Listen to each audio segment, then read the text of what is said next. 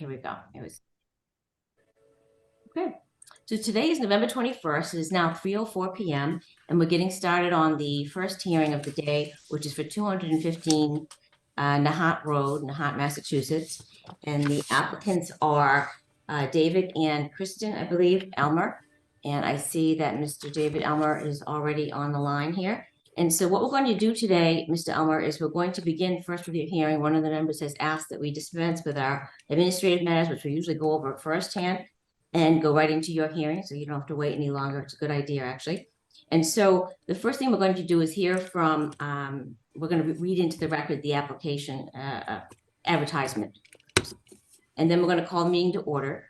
Before you have David Walsh, Michael Raworth, Gerardo Raphael, and Cameron Merrill, and myself. My name is Jocelyn Campbell, and I'm the chairwoman of the Nahant Zoning Board of Appeals. We're going to hear from you or whoever is going to be presenting on your behalf. Once we hear your application and you present your case, we'll ask any questions that we need to ask. We'll then find out if there's anyone here to speak in favor or in opposition. We know we received some letters from you. We got those through the building department, and we've distributed those to the board members. And then once we're finished with that piece of things, we will deliberate, talk amongst ourselves. We may have some motions that we bring. Once we do that, we typically, that's our deliberation period. That's when no one can speak to us. We only speak to each other. Once that's finished, we usually come to a decision. Sometimes we continue a matter if there are issues or administrative things or what have you that we need to work out. In this case, we'll just get started. So again, today is November 21st. It is now 3:05 p.m. And just to make things easy for everyone involved, I'm going to read quickly into the record what the advertisement said. The advertisement was placed in the Lynn item on November 7th and 14th. And this is what it said. It said that we're going to have a hearing today at 3 o'clock on the petition filed by David and Kristen Elmer, owners of the property located at 215 Nahant Road, Nahant, Massachusetts, appealing the denial by the building inspector of a building permit to erect an accessory building 8 feet by 10 feet by 10 foot 5 inches, where the proposed construction of the detached accessory building is in violation of sections 5.03 of the Nahant zoning bylaws. The applicant seeks a special permit or variance for the proposed setback of 17.25 feet, where the minimum allowed is 25 feet, and the proposed side setback of 2.5, where the minimum allowed is 10 feet.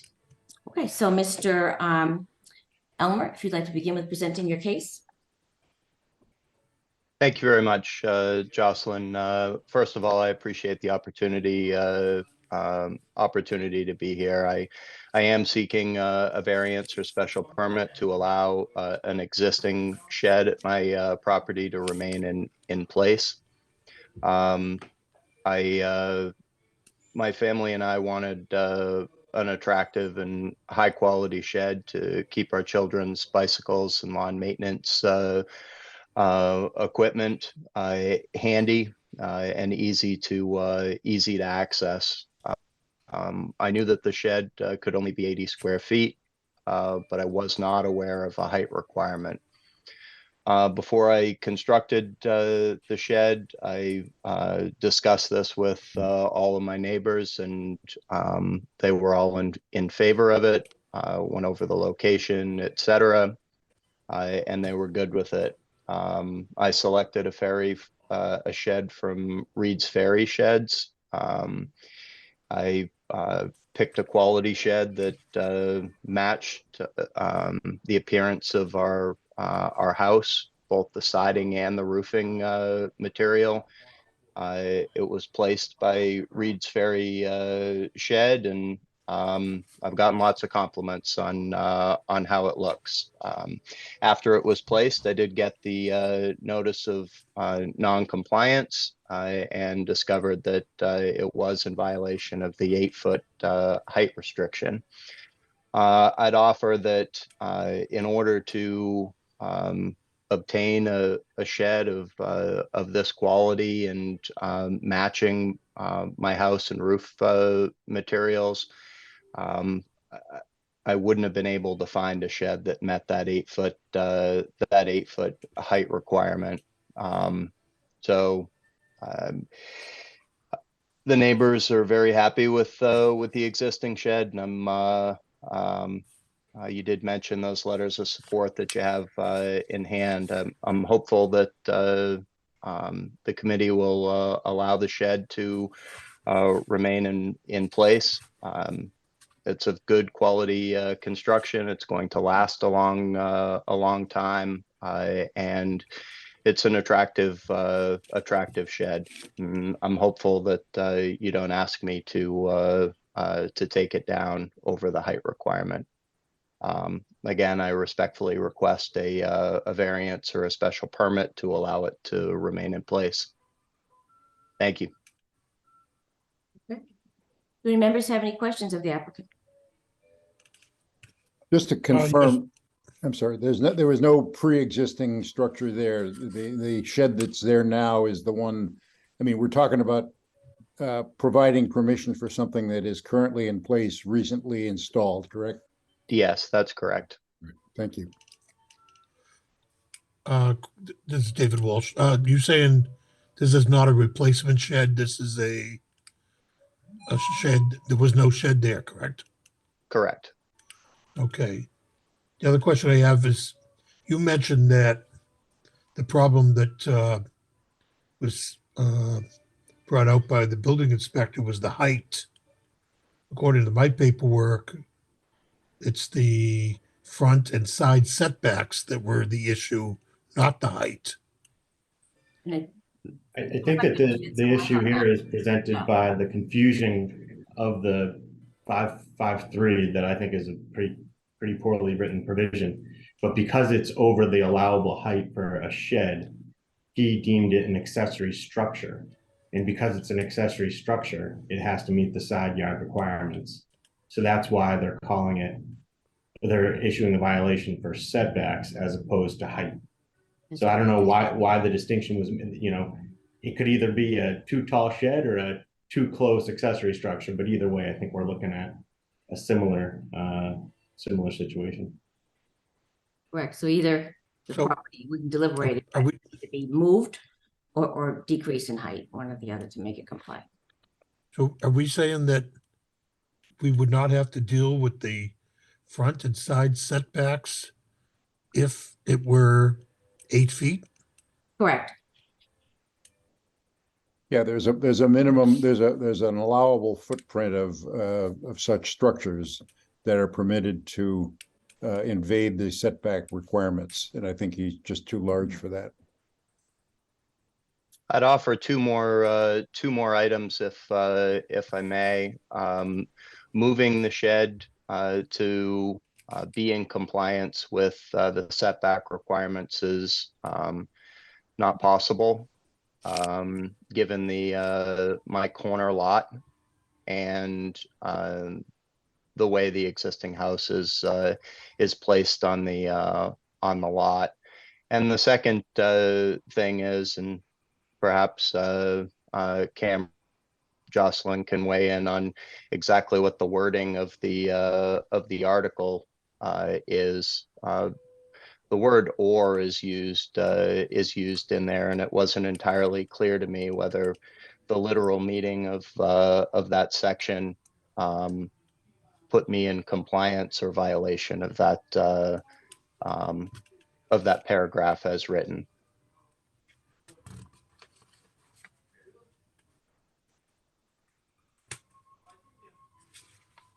You're talking about the accessory building attached to the principal building or freestanding shall comply? No, Shall I'm be sorry. 8 feet or no more Yes. than 8 feet or no more than 8 feet tall. I mean, I read it. First of all, I just think it's important to say for the record that any person could get confused by that. And I don't think this is a scenario where by any stretch of the imagination, a homeowner tried to build something and get away with it. I read that 5 times today. I asked people in my office what their thoughts are on that today, and it's a pretty confusing provision. I mean, even going into the next sentence about within 10 feet, I had a 3-2 in the office about what that actually meant. So I think it's a confusing statute, and I don't think that the fact that the structure's there now suggests any, trying to sneak one by. But I did have a quick question. This shed, I went, that's your only driveway, right, on that left side? It is, yes, off of Valley. Okay, and are you allowed to, I should say, in Nahant, we all know you're not allowed to park on Nahant Road overnight. And do you park your cars between the driveway and Nahant Road ever? No. Would it be safe to do that? I'm just wondering. No, the curb on the sidewalk there is pretty flush with the road, and we get a lot of delivery trucks that that come down that road. So they hop up on the sidewalk and round that corner pretty quickly. If a car was parked there, it would almost certainly get hit. So what would it take for you to, I have this one question for you. What would it take for you to, you said you can't relocate the shed or accessory building, whichever we haven't determined yet what it is from our own definitions, but what would it take for you to reduce the height of that shed? Uh, complete reconstruction of it, perhaps. I'd have to take the whole roof off at a minimum. The way the doors are situated, facing the yard, there's a transom window above that, which would present some additional challenges to rebuilding it. It'd be I think it'd be more expensive to reconstruct it than it was to purchase it, maybe. That's probably not fair. It'd probably be half as much as it cost to purchase it to reconstruct it, maybe. The shed was 10,000 and change from Reed's Ferry. It's was a substantial investment for our family. It's a nice looking structure. I think it's in you know, it's in a great spot. Yeah, and it's attractive as well. It was important to us that we had something nice that was consistent with the yard and the neighborhood, and it was important to me that my neighbors were okay with it. So we'll be doing our deliberation and discussing all of the issues that raises. So thank you very much for your help. Does anyone else have any further questions of the applicant?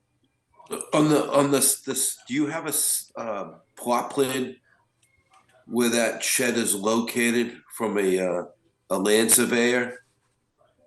I do. That was included in the Documents? in the documents. There's Can you see two. it, Jerry, do you want me to bring it up? Yeah, can you bring it up? I just want to look at that. I for some reason I don't have it Can't in hear front you of right me. now, Jerry, but I didn't have it in front of me. we can't hear you right now. I can hear him. Yeah, I can hear Jerry. Can you bring that up, Jocelyn? Yes, I can. Mhm. Thank you.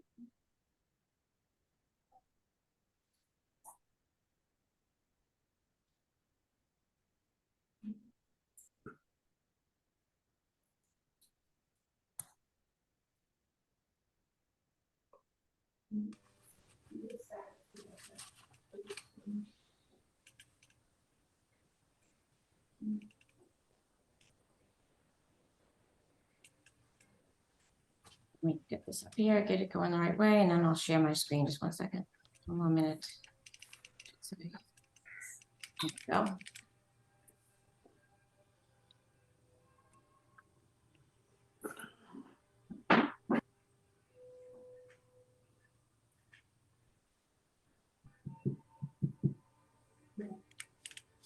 Okay, everyone should be able to see this now. Yep. Can you raise raise it on the view of the screen? There we go. A little more. Maybe even going out a little bit so you can see it better. Yeah. Helpful. So,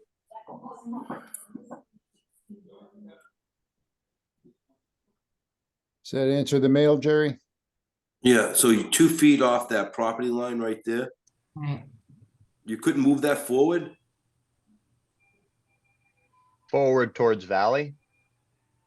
Who's Nahant? Uh, Or both? I don't know, if I'm looking at this plan here, it looks like you can move it towards 215 Nahant Road, is that That's the is that driveway. your address? That's The the driveway. driveway is is right there, right here. Yeah. where it says 8 feet on the shed. That's the driveway Yeah. line. I see it. Driveway, 10 feet. Do we move in this direction or up? North. Mm-hmm. Right, north? Or even in this corner? My concern was, how did the building inspector pick up on this unless someone called them? I don't think He told just me drove by. that he was driving by when they were putting it up. So you have no neighbors that are complaining about this right now? No opposition? All the there are letters in the of support in the package from all of the abutters. Okay.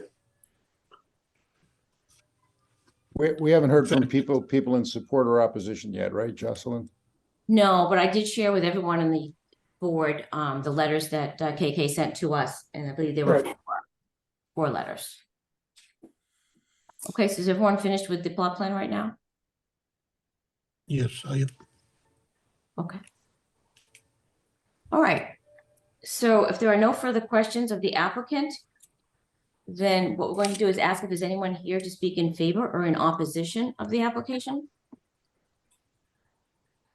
For 215 Nahant Road, is there anyone here to speak in favor or in opposition?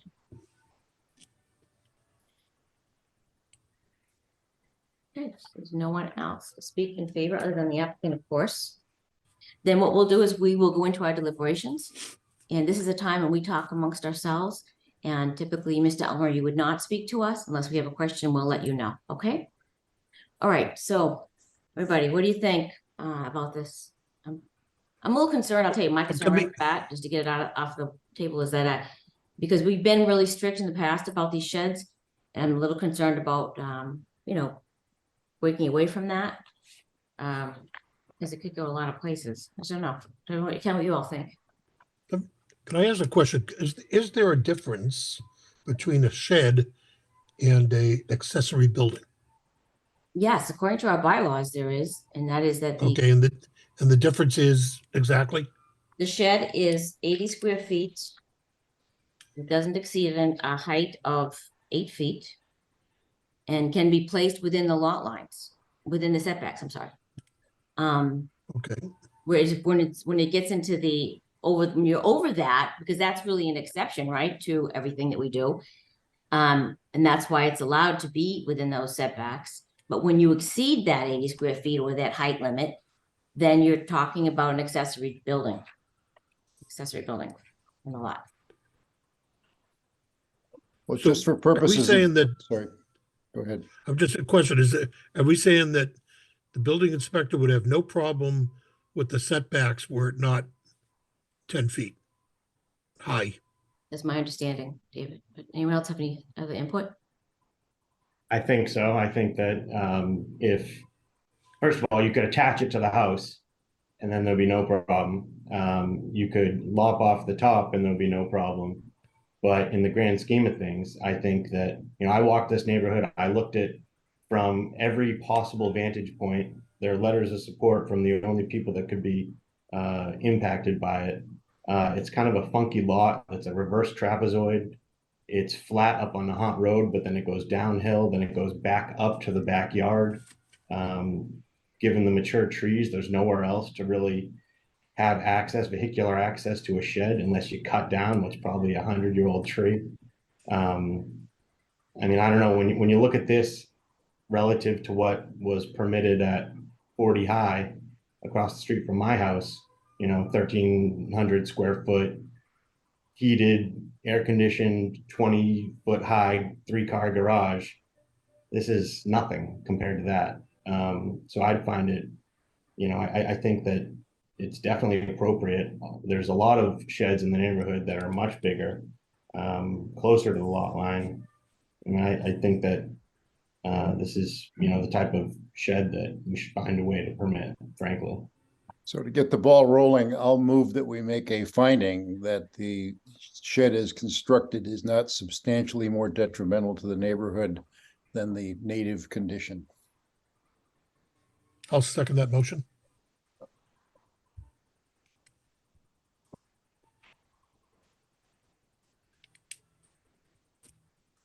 Okay, any discussion on the motion?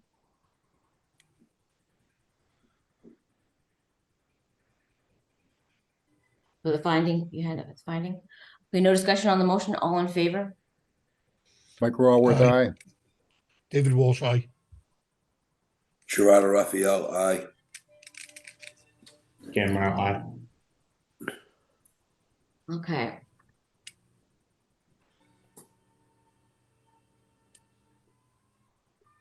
Jocelyn Campbell, I want to say no. Do we have any further motions? I move that we issue a special permit based on the finding. I'll second that motion. David Walsh. Any discussion on the motion? And do we have authority to do that with the shed? And then we decided it was a shed, or we decided it was an accessory dwelling before we make that decision? I think it's technically an accessory dwelling that is a shed. Okay. It's only off by 12 inches on the height, Right. if that. It's the right square footage. It's just because it's a pointed roof. Yeah, because the elevation of the point of the roof. Right. I mean, unfortunately, he has a little bit of a hardship because of the lot. The way the grades are, they go up and down. He really can't put it in another place.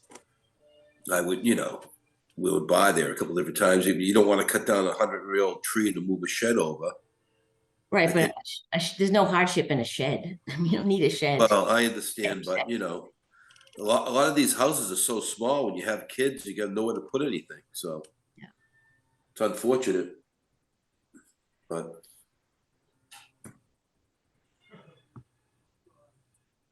So where do we find the authority to do it, to do the special permit, and is that sufficient? Based upon if we're declaring that this is a shed, then, I think we're just calling it a shed, but it is an accessory structure as the way the violation is written. so we're looking at a dimensional special permit to allow these dimensional violations of the front setback of 17.25 and the side setback of 2.5 for an accessory building. Correct.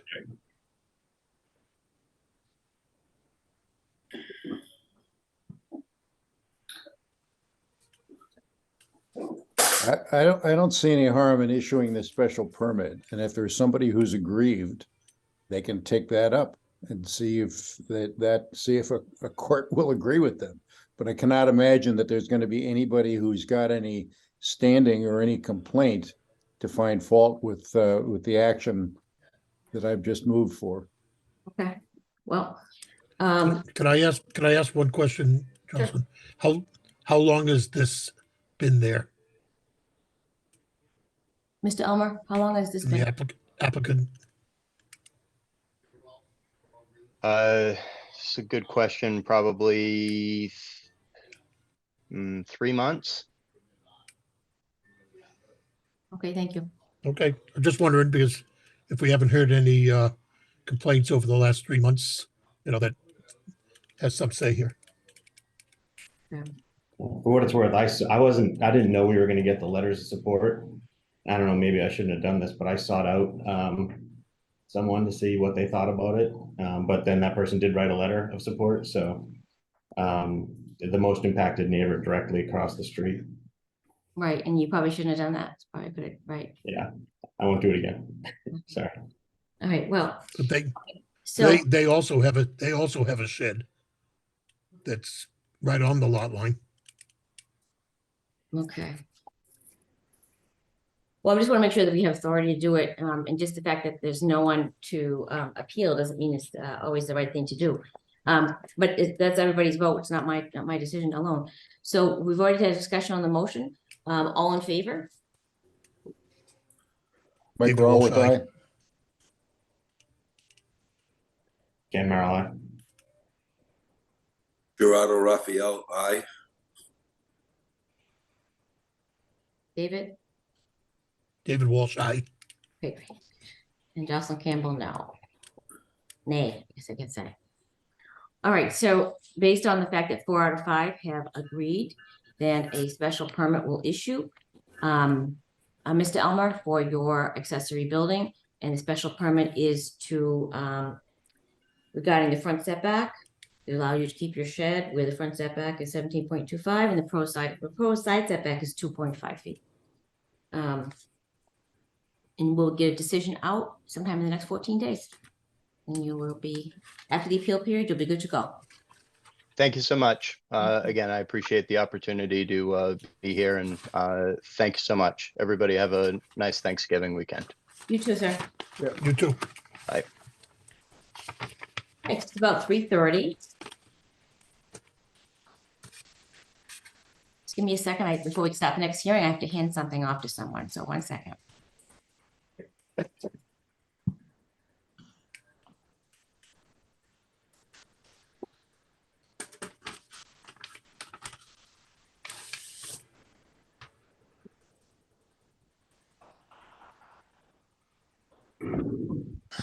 You gonna take that and take it? They should be here. Boston Express should be here any minute now. Thank you.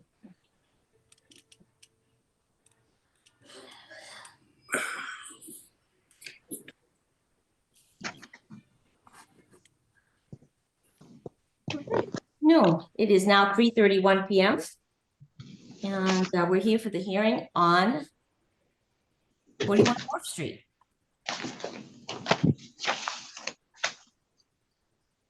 Is everyone present for 41 Wharf? Yes, it's confirmed. Can you hear me? Smith, I see. Hi, Steve. Can you hear me? Yes. Mhm. All right, thank Secretary, we have Anthony Rosian here as well. And let me see who else. I see Mr. Devereaux is here. Okay, so the owner is here, and it looks like his attorney and his architect are here. So today is November 21st, 2023, I'm sorry. And it is 3:32 p.m. We are being recorded. We're going to start the hearing for 41 Wharf Street in Nahant. We're being recorded. So what's going to happen today is Mr. Devereaux, I know you have an attorney, but I'm going to let you know that the process here is that we will briefly read into the record the advertisement, and then we will have your attorney or you, whoever's going to present your case. And once you're finished, we will talk about, we'll ask any questions that we may have, and we'll also be asking whether there's anyone here to oppose or hear in your favor for the application. Then we will go into our deliberations. And once we deliberate, then we will have some motions, most likely, that go back and forth, and a discussion. And then we'll make a decision, hopefully. If we are unable to make a decision today, we'll postpone the matter. Okay? So briefly for today, I'm going to read in quickly the application's advertisement. A 3:30 p.m. public hearing is planned on the petition filed by Michael Devereaux, owner of the property located at 41 Wharf Street, Nahant, Massachusetts, appealing the denial by the building inspector of a building permit to remove and reconstruct a single-family dwelling where the proposed dwelling is in violation of sections 5.02D and 7.03E of the Nahant zoning bylaws. The applicant seeks a variance and a special permit for the proposed height of 32 feet 6 inches, where the maximum allowed is 30 feet, to remove and reconstruct a single-family dwelling where, notwithstanding any other requirements of section 7.03, no structure constituting the principal use located on a non-conforming lot, whether such structure is conforming or non-conforming, may be removed, reconstructed, or removed and replaced elsewhere on the lot without a special permit. Okay, so Mr. Smith, Attorney Smith, would you like to get going? Yes, thank you. Stephen Smith, appearing on behalf of the property owner and future occupant, Michael Devereaux, who is also present, and Tony Racine, who is the architect who designed the project, is also present on the Zoom call. And because I'm going to be referring to some of these documents during the course of the presentation, I'd like to just run through them quickly, what I believe the board has in front of them. There should be the application for the 2 special permits that are being requested. They would be supported by the denial letter and the worksheet issued by the building inspector from the plans that had been submitted. There are elevation plans. I believe there are 3 sheets of elevation plans showing you the front and the sides of the proposed structure. There is a plot plan showing the location, proposed location for the new structure, superimposed over the location of the existing structure. There is a topographical plan showing the grade of the property with the existing structure on it as it exists today. And there are some sample floor plans showing what's initially proposed to be constructed inside the 4 walls of the structure itself. As it indicated, the property is located at 1 Wharf Street. It's 70 plus years old, believed to be constructed around 1950. It's a style, I guess, somewhat similar to what's being proposed, but more traditional Cape style home with a dormer. It sits on a piece of land that's about 5,500 square feet, plus or minus. There is frontage on Wharf Street of 73 feet. The elevation of the lot drops from the front to the rear. The street side elevation is about just over 9 feet, and it drops off to about 5 feet at the rear of the property. So there's about a 4% grade from front to back. It's about 100 feet deep. There are wetlands resource areas associated with the property. The entire property itself sits below the 100-year flood elevation, which is the area adjacent to the ocean. At elevation 11. It is also in the buffer zone to a bordering vegetated wetland that is located on the property adjoining to the left, to the east of the property, which is the bird sanctuary, and I'll refer to as the thicket. Historically, Mr. Devereaux purchased the property in September of 2021. Unfortunately, it was devastated by a fire in December of 2021. What he's proposing is to remove the existing property and construct his family home on the site. The project requires special permits for its removal and reconstruction, and also the proposed height of the structure is 32.5 feet, where 30 feet is allowed. I'm going to quickly run through the zoning aspects, because again, I think that's important to the board's review and analysis of what's being proposed. It's not located in R2 residential district. The frontage requirement is 75 feet. What exists is 73 feet, and it's going to remain 73 feet, which is non-conforming but existing. The existing front yard is 16.8 feet, where 25 feet is required. That's going to be extended to 26 feet, so it will become conforming with respect to the front yard setback. The left side of the property is just over 6 feet setback, where 10 feet is required, and what's being proposed is the new structure will be 11 feet, again, which is taking a non-conforming dimension and making it conforming going forward. The rear of the property, setback requirement is 20 feet. It's presently about 53 feet. It's going to be reduced to about 25 feet, which is conforming with respect to what's required.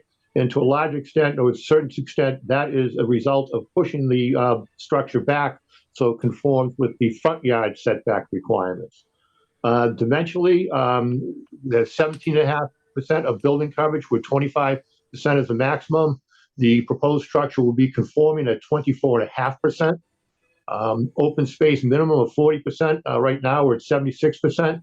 We're still going to exceed the open space requirement. With what's being proposed, it'll be at 64.5%. And finally, the floor to area ratio with a 45% maximum, it's 21% now. It will be conforming with what's being proposed at 40%.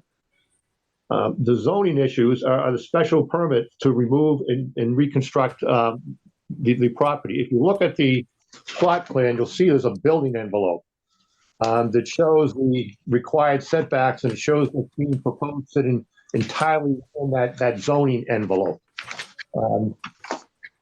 We're looking for a finding for the substantially, not substantially more detrimental standard, that the new structure will not be substantially more detrimental than what's existing. We believe that the facts are necessary to be found by the Zoning Board of Appeals that they can grant the special permit. As I just indicated, the new structure is located entirely within the dimensional zoning envelope. It's going to comply with the zoning setback requirements in all respects. The new structure is going to exceed all the setback requirements. The new structure will also exceed all of the dimensional density standards of the zoning bylaw with respect to building coverage, open space, and floor to area ratio. And also a note, I think, is the new structure is going to eliminate two of the existing nonconformities. The remaining nonconformity would be the frontage, and quite frankly, there's nothing that we can do about that. And also, it's going to remain a single-family structure. There's no increase in the unit density.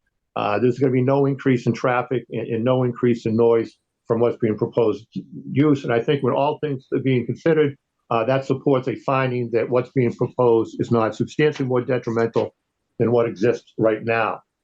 We're also seeking a special permit to increase the height of the property below what's allowed by 30 feet on the table at the end of Section 5 of the zoning bylaw, and construct a home that's 32 and a half feet. I can tell you what's driving that is safety from flooding. It's what's driving it is it's primarily complying with the building code and FEMA regulations for construction of flood zone of being at a minimum of the floor elevation above 11 feet, but also there are safety from flooding and insurability issues.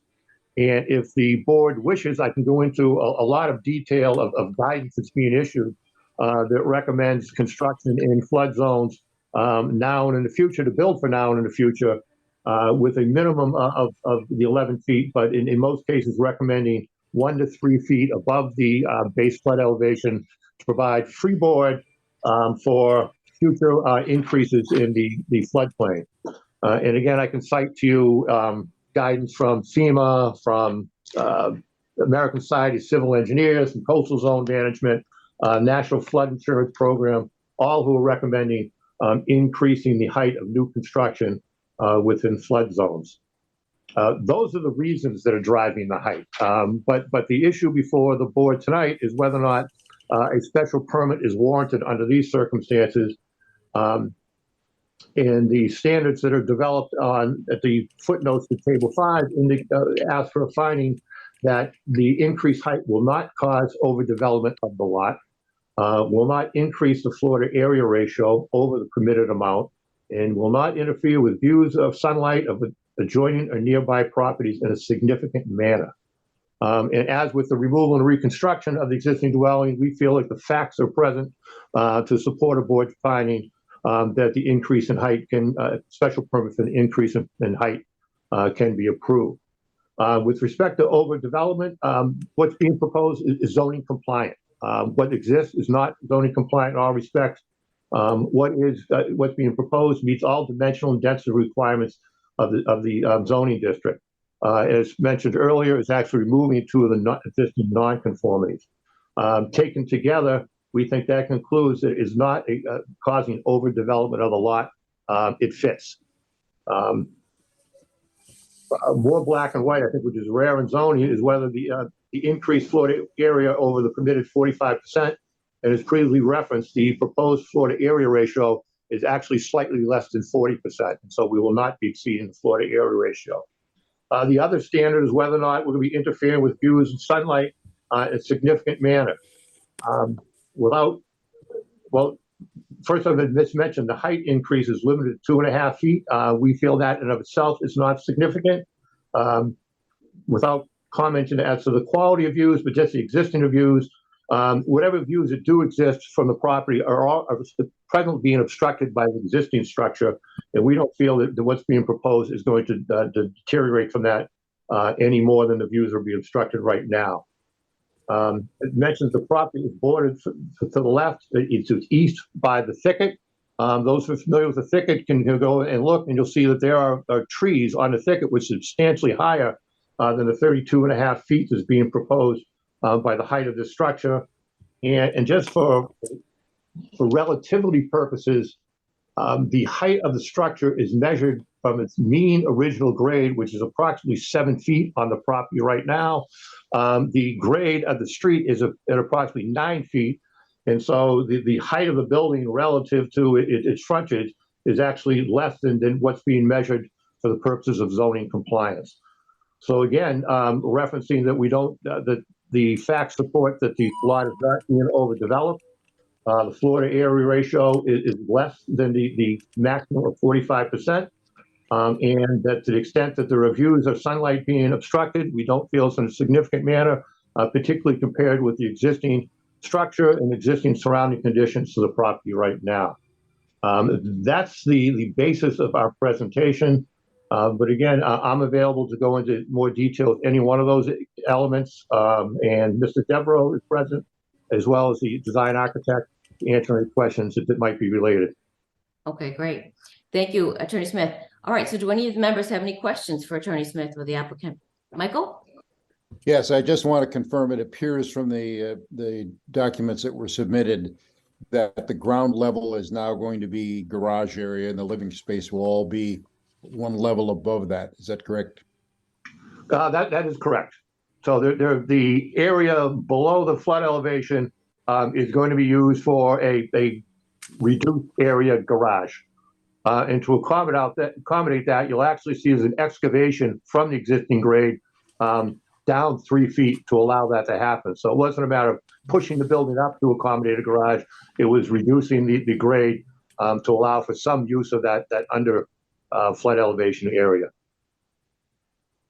And the current structure has living space on the ground level, correct? Haven't been in the building. Mr. Devereaux could probably answer that. My understanding is first and second floor living and as a basement area. But Mike, can you confirm that? He's probably muted. Mr. Devereaux, you're muted. How do we tell him that? Smoke signals. Well, it's not a big deal. I drove by it and it looked as if the structure, even though it's been damaged by fire, had living space on it, what we would all call the ground floor level. And so it appears that the proposed structure is remedying that exposure to floodwater damage. The existing, that entire neighborhood is within the 100-year flood elevation, the coastal flood elevation. And so the entirety of that first floor would certainly be no higher than elevation 9, more likely closer to the average grade, somewhere between 9 and 7. Right, but this has the effect of the proposed new structure would be as if it were on the Outer Banks of North Carolina, and if it was built up on piles to allow the tide and the storm waters to run below it without any significant damage. That's what it appears to me. But that's not only the intent, that's what's required, yes. Any other questions for the applicant? I had a quick question, if that's all right. I appreciate you bringing up footnote 7. What's the structure directly to the rear of this? I wasn't able to get a sense for that driving by or looking on Google Earth. Is that a second dwelling on that neighbor's lot? The property to the rear fronts on Willow Road. And I have an area, but it's for the flood, but it's not as clear. It looked to me like a house, Cameron. Okay. I could pull that up if people want to see it. There are several homes on that section of Willow Road, on that side, that have some kind of accessory type of structures. Some of them look to accommodate necessarily living space, but space you could enjoy beyond storage. That's certainly likely one of them. Okay, and have they been involved in this process at all? Not to my knowledge. We haven't heard from any of the abutters or. Okay, and then what's the existing height? There's a footnote on, not a footnote. On the plot plan, there's a reference to the existing height being just about 23.4 feet, so between 23 and 24 feet.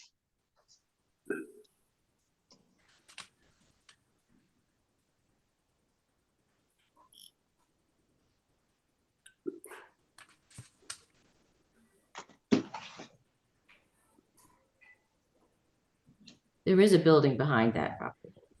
There's a dwelling. Yeah. Showing it on the plot plan. Oh, it says We'll dwelling. discuss that when we get to our deliberations, I guess. Any more questions for the applicant? Or for Anthony Rosian, who I see has joined us, picture-wise? Hi, Tony. Okay. There's no more questions for the applicant?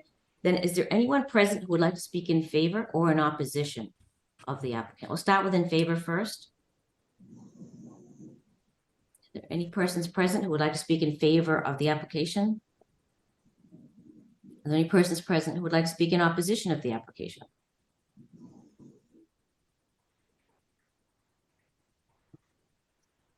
None are appearing.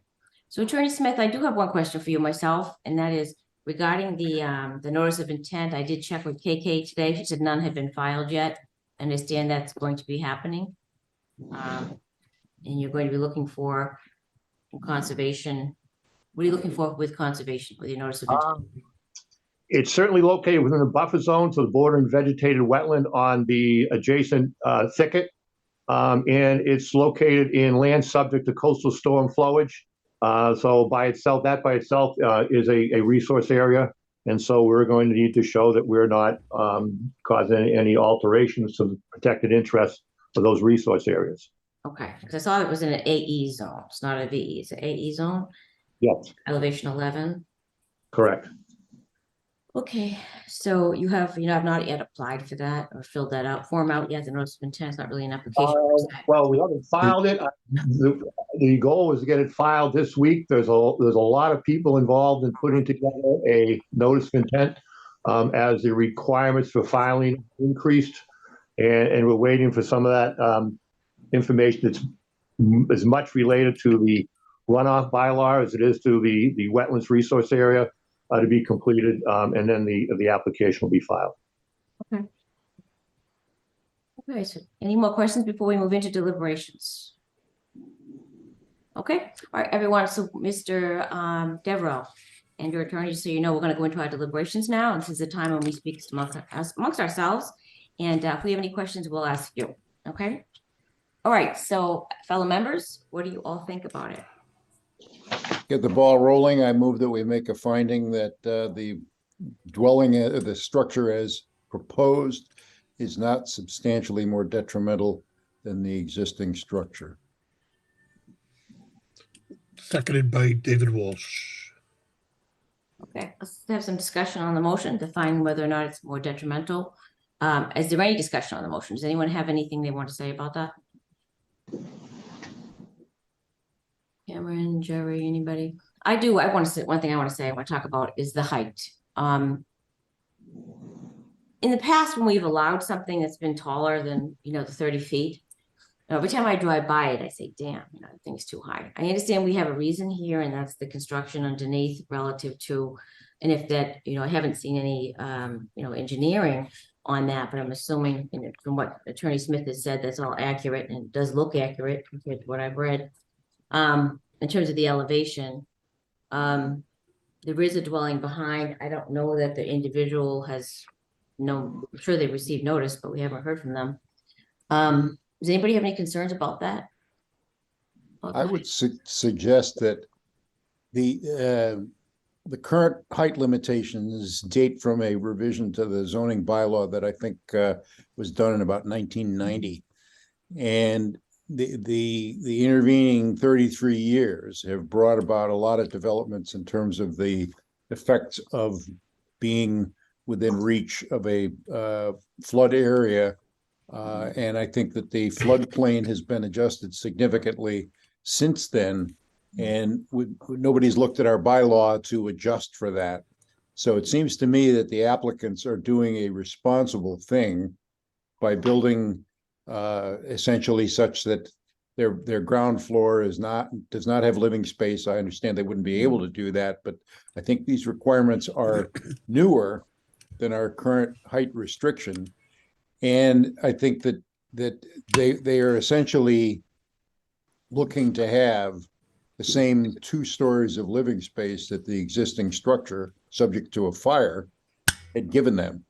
So it seems to me that if we are too strict about this, we will essentially force them to reconsider, lower the whole structure down, even though it is to a point where it's still above the flood area, but where such that it'll be low enough that it will no longer accommodate a garage. It seems to me that that is not a wise provision for us to be bringing about by our interpretation of the height restriction. Any other comments on that? Well, I I agree think, with Mr. Jerry? Go ahead. yeah, I do agree with Michael on that. It's important to notice that the existing structure that was there, they could have rebuilt by right, but it was really not as conforming as the new one. I think this new one's going to be a lot more conforming than what's previously existed. Unfortunately, the elevation of the new structure, due to conservation elevations of floodplain, brings that up. So that design is a little bit higher than usual. But I think this is a great project, considering it's been sitting like this for 2 years or longer.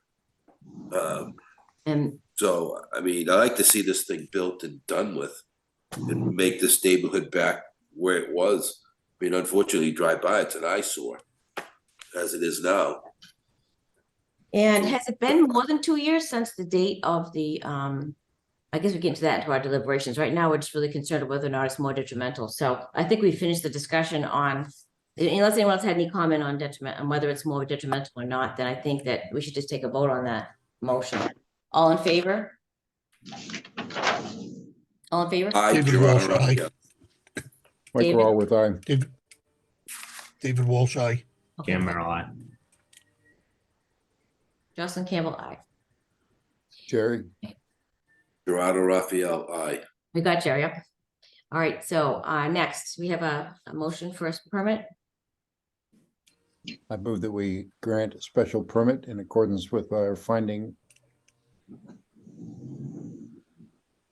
You want to second that? David Walsh, second it. Any discussion on the motion? Does anyone think that we need to have any conditions on the special permit if we were to grant it? Jazz maybe should we be concerned about the pending conservation, provided, of course, contingent upon that, or contingent upon any occupancy in that lower level? Is there something that we need to worry about? Well, we certainly could put a condition on Michael, I can't relating. hear you right now for some reason. I don't know why. We certainly could put a condition on, You're coming in Relating. and I can't hear you. Anyone else here, Michael? Sorry, Michael. Yeah, I can hear him. oh, all right. Well, I it's can't hear some, anyone. it's you, Maybe- Jocelyn, it's you. I haven't touched anything, so I don't know. Jerry, can you hear me? Yes. We can hear you. We can Okay, hear good. you. I couldn't hear you guys. Michael, now I can hear you. Sorry. Okay, great. Anyway, yes, we could certainly put a condition on relating to the Conservation Commission doings, but it seems to me to be belt and suspenders, because the Conservation Commission has their own powers of enforcement. The applicant is obviously dealing with that regulatory structure, and that'll take its own course. And You're coming in and out for me. Everyone else here, Michael, okay? Yep. And We can- anyway, the occupancy Maybe issue, something's going on with our internet, but you're coming and going. I don't know what to do. Just trying to. The I can't figure out a way to occupancy, Keep it going. the occupancy issue is. All right. Can everyone hear me now? We can hear you. We've always been able to hear you. Okay, I just can't hear you guys sometimes, that's all. And Jerry's laughing, I don't know why. You think? I gotta leave. No, In any event, seriously, they- I think, Michael, I heard most of what you said and that you felt that it was, that conservation has its own issue. My point is, I think that we should say that obviously with conservation's approval, but that would be the only condition. Anyone else feel differently or anybody else have any opinion on that? I don't see any harm in it. I don't think we're the Conservation Commission, so. I don't- Oh, We're here Michelle to just do wrote to me, zoning. she just suggested I shut my monitor off in order to get, I have a lot of monitors here, actually. I'm not really sure, I've never had to do that before. You're overwired, Jocelyn. Yeah, I know, I have two big screens here. Right now I can hear everyone just fine. So does anyone else think that we need anything, any condition? If I'm the only one, then I guess that's a moot point. No? Okay. So no further discussion on the motion? All in favor? Mike Raworth, aye. David Walsh, aye. Tim Merrill, aye. Gerardo Raphael, aye. And Jocelyn Campbell, aye, but I do have one clarification. Are we giving a special permit for both of the areas requested at this time? Well, didn't we have two areas for? I think we need to one make was special for findings the, relative height, to the other footnote was for 7. the 703. We have both the 502D, which is the height, and we have the 703, which is a special permit required for the rebuild. Is this for both, Michael? 2D. Well, I was not focused on the distinction. Perhaps Cameron can propose a motion that will Okay, so you, cover So my I- can we backside. include it in both? We could, we need to make special findings pursuant to footnote 7 of table 2 that the height No, I at can't hear. 32 and a half, less than 35, is not causing an overdevelopment of the lot, an increase in FAR over the permitted in the district, or interfere with the views or sunlight of adjoining or nearby One second, properties. guys. Everybody hold on just a minute. I Oh, just want to get this done or right. not. So moved. If I shut some things down.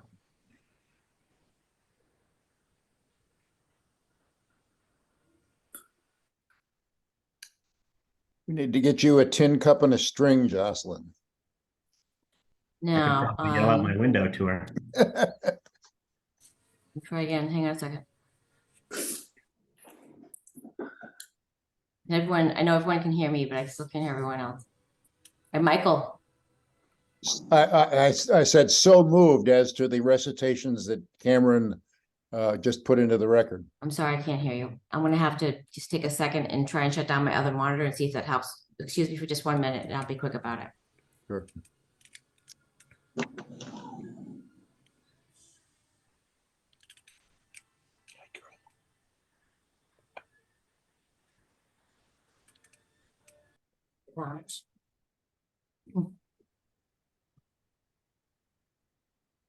Michael, can you hear me now? I can hear you. I've always been able to hear you. I still can't hear you.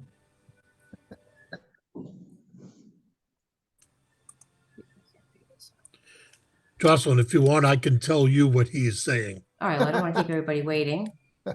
Let's see. Dave Walsh. Yes, that's All me. right, I can hear you right now. Since I'm having a computer issue, could you be so kind as to finish up the motion and take a final vote and adjourn the hearing, and you have my vote?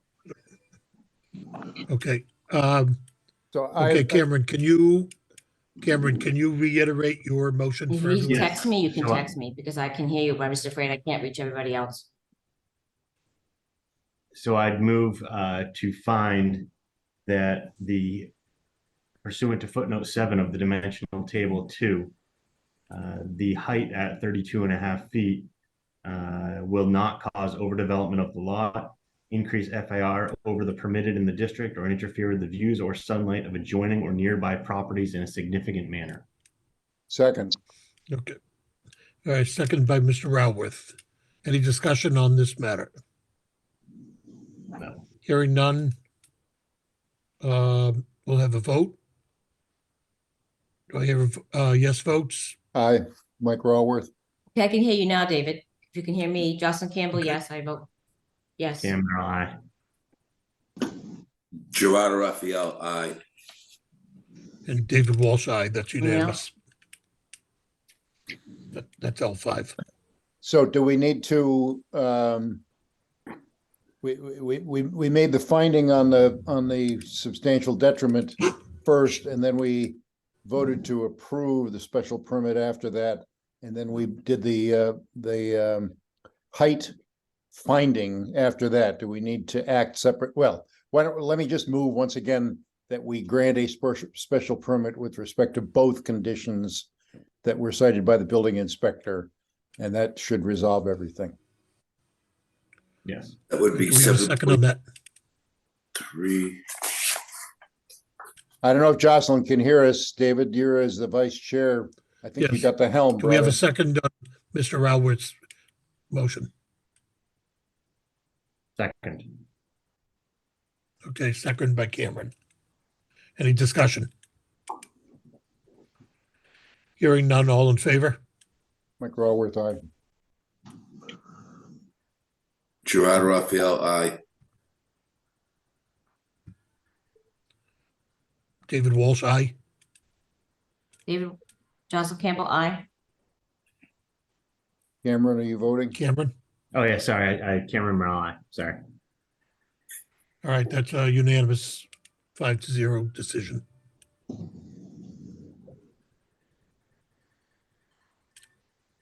Trying to get our IT people in here.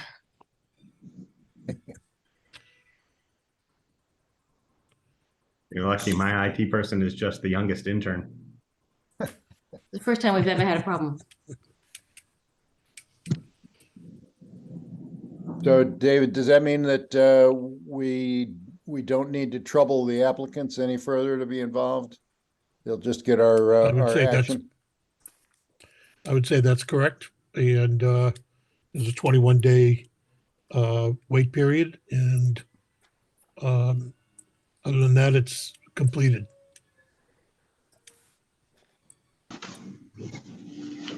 So in light of the communication difficulties, I move that we adjourn today's proceedings and hold the action on the minutes until a time where we can all communicate with regularity.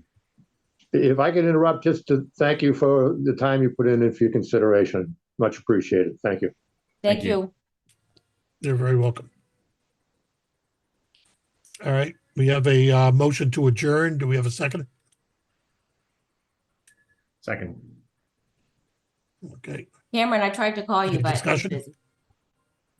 Oh, did I Any give you the discussion wrong on it? number? Nope. Sorry, I tried. I still can't hear anyone. All right. All right. All in So favor we of adjourned? adjournment? Yes. Mike Yes. Raworth, aye. All right. Thank you, David guys. Walsh, aye. Gerardo Raphael, aye. All right. Aye, Cameron, aye. All right. Have a great holiday, guys. Good We'll see holiday you to around the everybody. corner. See you Happy later. Thanksgiving. Take care. Thank you. Bye-bye.